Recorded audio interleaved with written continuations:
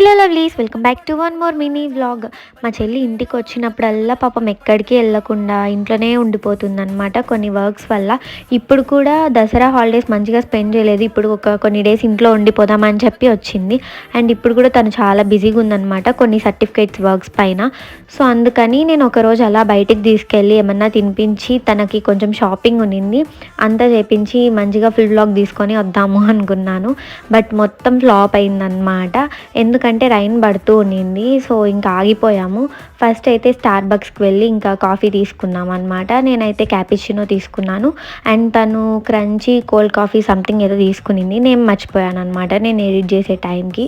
ఇంకా ఇద్దరం అలా అక్కడ కొంచెం సేపు టైం స్పెండ్ చేసి ఫొటోస్ అవి తీసుకున్నాం.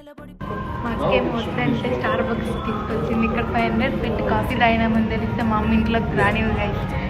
సో అదనమాట స్టోరీ. వీడియో నచ్చినట్టయితే లైక్ చేయడం మర్చిపోవద్దు. బాయ్.